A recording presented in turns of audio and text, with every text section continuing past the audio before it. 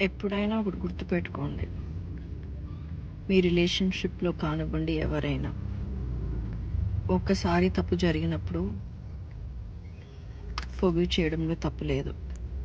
రెండోసారి తప్పు జరిగినప్పుడు ఫొగివ్ చేయండి.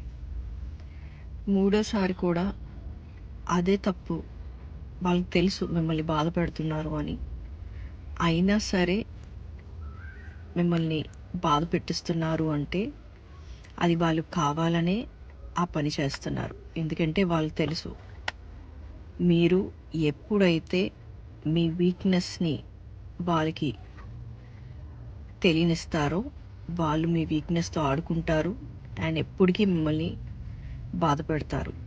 సో ఇట్ ఈస్ బెటర్ మందించండి, బట్ ఆ గాయం నుంచి ఒక గుణపాఠం నేర్చుకోండి.